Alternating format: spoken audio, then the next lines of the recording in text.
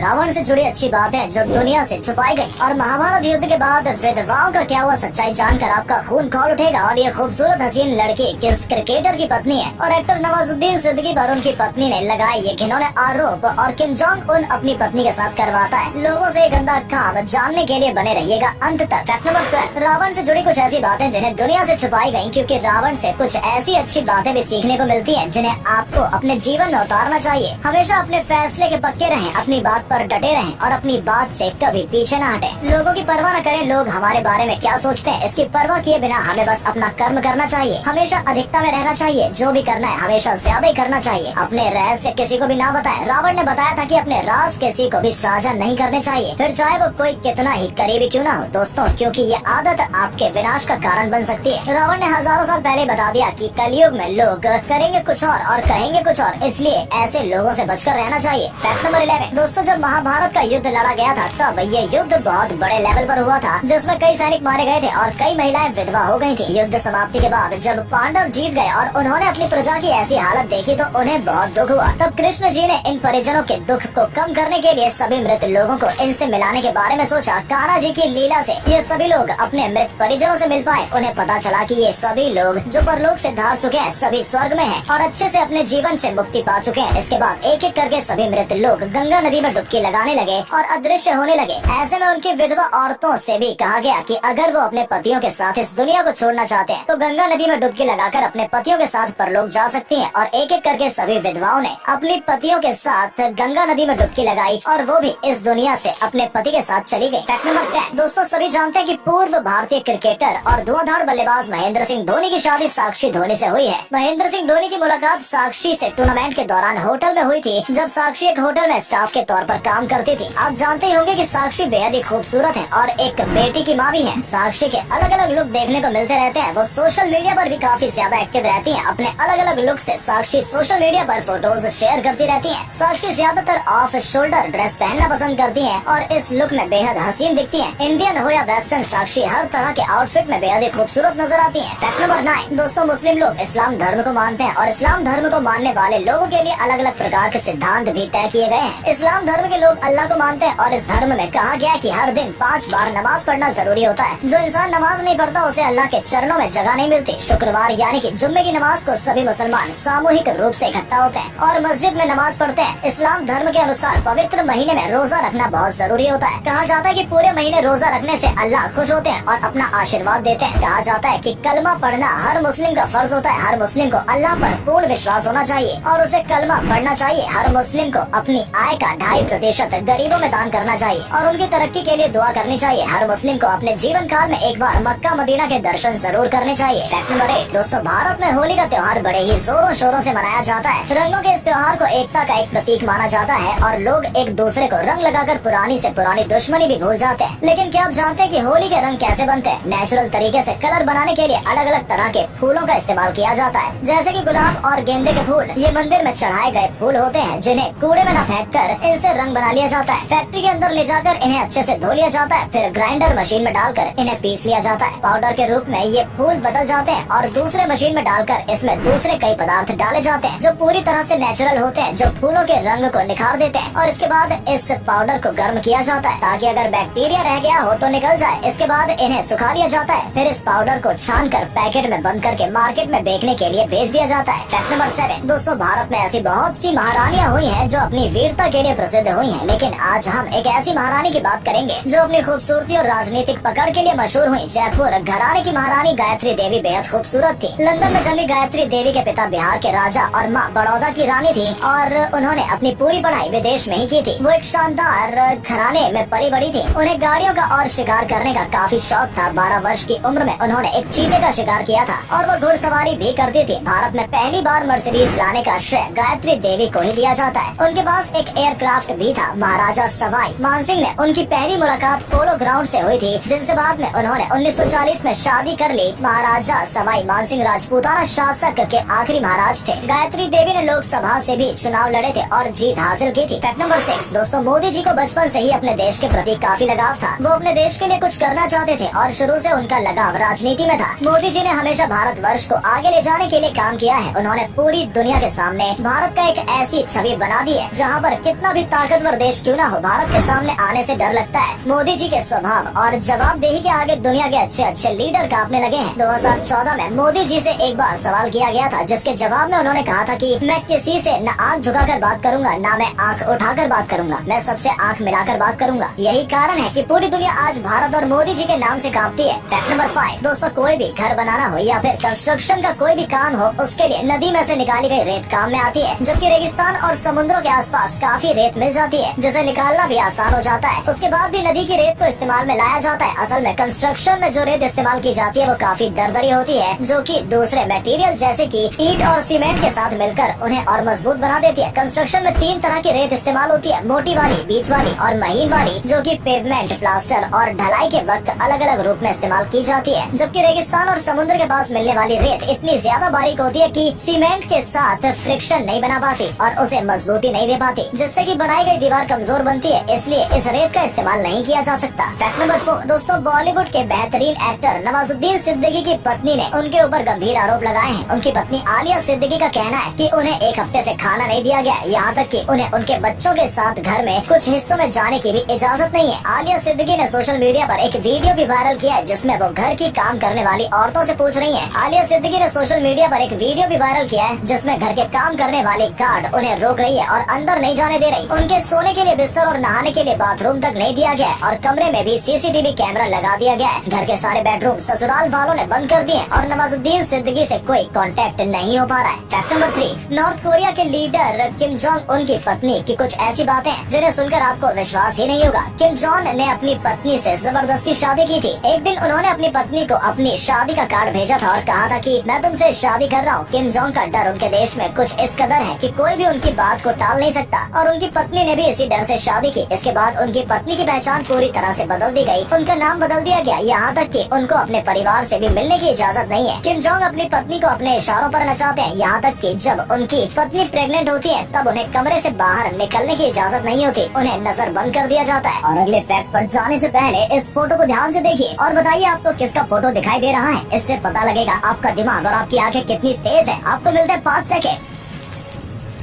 Fact number 2 दोस्तों, आपके दिमाग में भी कभी न कभी ये सवाल तो जरूर आता ही होगा कि इस्लाम धर्म में जो मुस्लिम महिलाएं बुर्का पहनती हैं, उसका रंग काला ही क्यों होता है। इस्लाम में सिर्फ ये बताया गया है कि महिलाओं को अपने बदन को पूरी तरह से कवर करके ही बाहर निकलना चाहिए, जिसमें किसी भी मर्द की नजर उन पर न पड़ सके। बुर्के का कलर कुछ भी हो सकता है, जरूरी नहीं है कि काला ही हो, बस कलर इतना भी भड़कीला ना हो कि मर्द न चाहते हुए भी बुर्के वाली औरत को देखने लगे। वैसे आजकल फैशन इतना बढ़ गया कि अलग अलग तरह के बुर्के चलने लगे हैं, जिससे कि न चाहते हुए भी मर्द बुर्के वाली औरतों की तरफ खींचे चले आते हैं। फैक्ट नंबर 1 दोस्तों, क्या आप जानते हैं दुनिया की सबसे महंगी बनी बिल्डिंग कौन सी है? चलिए हम आपको बताते हैं। दुनिया की सबसे महंगी बिल्डिंग मस्जिद अल हरम है। जी हाँ दोस्तों, इस्लाम धर्म को मानने वाले लोगों की एक पवित्र बिल्डिंग है। सऊदी अरेबिया के मक्का शहर में स्थित ये बिल्डिंग पूरी दुनिया की सबसे महंगी बिल्डिंग है। ये एक मस्जिद है जिस पर अब तक $100 बिलियन खर्च किए जा चुके हैं। मुस्लिम धर्म मानने वाले लोगों का ये एक पवित्र स्थान है, जिसे उनका तीर्थ स्थल कहा जाता है। इस्लाम धर्म में कहा गया है कि हर मुस्लिम को मक्का मदीना के एक बार दर्शन करने जरूर जाना चाहिए। अगर कोई मुस्लिम ऐसा नहीं करता है तो उसका पूरा जीवन बेकार हो जाता है। पूरी दुनिया में मुस्लिम यहाँ पर आते हैं और अपने तीर्थ को पूरा करते हैं। दोस्तों, अगर आपको ये वीडियो पसंद आई हो तो इसे अधिक से अधिक लाइक और शेयर करें। साथ ही हमें कमेंट करके बताएं कि आपको इनमें से कौन सा फैक्ट सबसे ज्यादा मजेदार लगा। आज के लिए इतना ही, आपसे फिर मिलेंगे एक नई वीडियो और ढेर सारी रोचक जानकारियों के साथ।